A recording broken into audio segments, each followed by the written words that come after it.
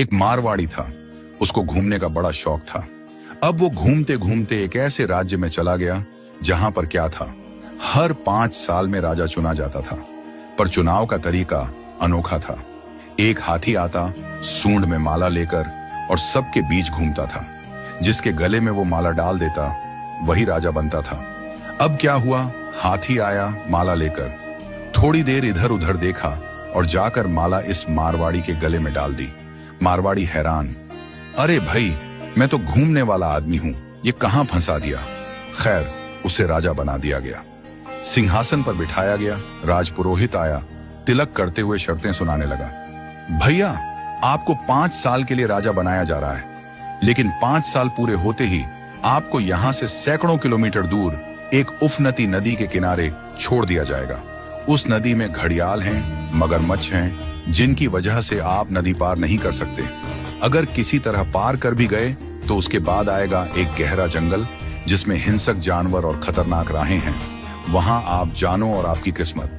अब तक जो भी राजा बना था उसे मालूम था कि 5 साल बाद मरना तय है, तो वह 5 साल बस ऐश करता था, भोग विलास, मजा, तामझाम। लेकिन यह मारवाड़ी अलग निकला।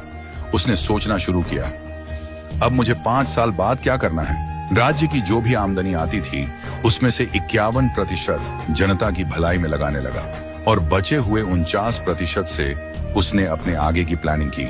पहले साल उसने नदी पर एक पुल बनवाया, दूसरे साल उस पार के जंगल को साफ करवाया, खेती के लायक जमीन बनवाई, तीसरे साल वहां सड़कें बनवाई, लोग वहां बसने लगे, गांव और मोहल्ले बनने लगे।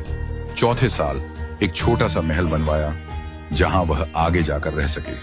5वें साल अपने जीवन भर का खर्च, जरूरी चीजें, अनाज, सब कुछ वहां स्टोर करवा दिया।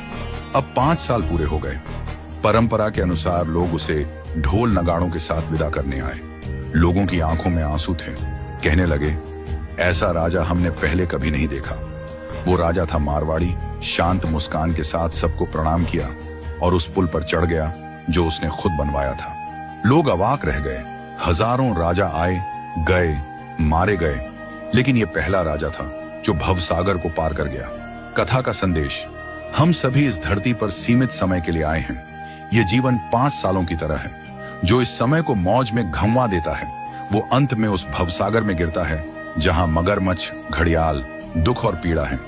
लेकिन जो जीवन का उपयोग अच्छे कर्मों, जनसेवा और प्रार्थना में करता है वो इस जीवन से परे उस पार पहुंच जाता है।